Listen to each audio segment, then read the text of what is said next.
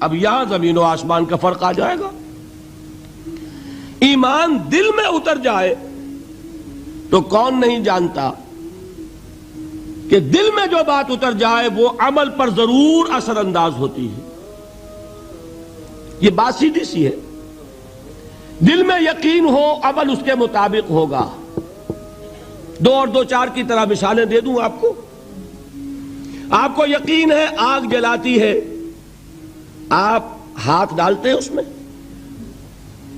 کیوں؟ یقین ہے کہ جلاتی ہے, لہذا کوئی شخص ہاتھ نہیں ڈالے گا. غلطی سے پڑ جائے تو پڑ جائے, جان بوجھ کے کون ڈالے گا؟ اچھا میں بلکہ یہاں تک کہا کرتا ہوں کہ یقین تو بڑی دور کی شے ہے, گمان بھی ہو, گمان اس کا نتیجہ بھی عمل میں نکل آتا ہے. کون شخص نہیں جانتا کہ سارے سانپ زہریلے نہیں ہوتے؟ معلوم ہے نا. لیکن جو سانپ ہے پتہ نہیں کم بخت یہ زہریلا ہو, ہے کہ نہیں؟ یقین نہیں ہے کہ یہ زہریلا ہے, ہو سکتا ہے کہ زہریلا ہو, صرف زن ہے نا, آپ قریب پھٹکتے ہیں اس کے. معلوم ہوا کہ یقین تو بڑی شے ہے. وہ تو میں نے اقبال کے آپ کو شعر سنایا بارہا, یقین پیدا کرے ناداں یقین سے ہاتھ آتی ہے, وہ درویشی کے جس کے سامنے جھکتی ہے فغفوری. یہ اولیاء اللہ کون تھے؟ صاحب یقین ہی تو تھے, اور کون تھے؟ جن کے سامنے بادشاہ جھکتے تھے. شیخ عبد القدوس گنگوہی رحمت اللہ علیہ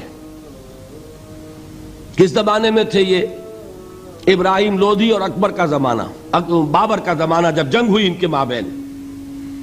ابراہیم لودھی چل کر آیا ہے کہ بابر آ گیا ہے, میں جا رہا ہوں مقابلے کے لیے, پانی پت کی پہلی جنگ ہونے والی ہے, میرے لیے دعا کر دیجئے.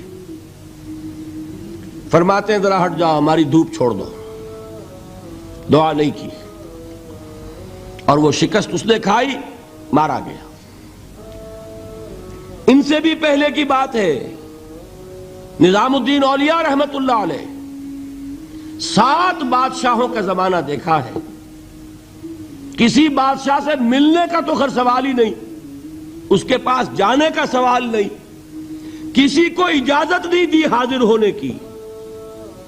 ایک بادشاہ نے کہا کہ آپ کیسے روک سکتے ہیں, میں آ جاؤں گا. تو جواب یہ لکھوایا ہے کہ درویش نے اپنے گھر کے 2 دروازے رکھے ہوئے ہیں, بادشاہ ایک دروازے سے داخل ہوگا, درویش دوسرے سے نکل جائے گا. بادشاہ چاہتا ہے اذن باریابی, اور سلطان الہند پھر کون ہوا؟ سلطان الہند تو پھر نظام الدین اولیاء ہوئے, جس کی قدم بوسی کے لیے بادشاہ آنا چاہتا ہے اور وہ اجازت نہیں دے رہے. اس لیے ان کا نام ہے سلطان الہند, حضرت نظام الدین اولیاء رحمت اللہ علیہ. تو یہ جان لیجئے. ایک اور کا واقعہ ابو علی قلندر کا. نواب ٹونک نے جاگیر کے لیے ایک وثیقہ بھیج دیا, ہم نے آپ کی خانقاہ کے لیے اتنے گاؤں کی جاگیر لکھ دی. اسی کاغذ کے پشت پر ایک شعر لکھا, ماں آبروئے فقر و قناعت نہ باختیم, با میر خاں بگوئے کہ روزی مقدر است. جاؤ میر خاں سے کہہ دو, نواب ٹونک سے, ہماری روزی اللہ کے ہاں مقدر ہے, لکھی ہوئی ہے. ہم تمہارے ہاتھ اپنے فقر اور درویشی کی عزت بیچنا نہیں چاہتے, لے جاؤ اپنا وثیقہ. کون تھے یہ؟ صاحب یقین. یقین پیدا کرے ناداں یقین سے ہاتھ آتی ہے, وہ درویشی کہ جس کے سامنے جھکتی ہے فغفوری. شہنشاہ ہند اذن باریابی چاہے اجازت نہ ملے, وہ یقین کی بات ہے. آپ سوچئے یقین پیدا ہو جائے تو کیا ہوگا. اس کی ایک شکل تو میں کل آپ کو دکھا چکا. توکل ہوگا, راضی برضا ہوں گے, خوف نہیں ہوگا, حزن نہیں ہوگا. ڈر کاہے کا؟ میرا محافظ میرا رب.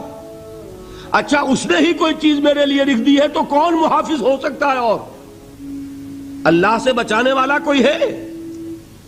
اور ہم اللہ کی طرف سے مقرر کردہ کسی چیز سے بھاگیں گے کیا؟ وہ تو ہمارا محبوب ہے. محبوب کی رضا اسی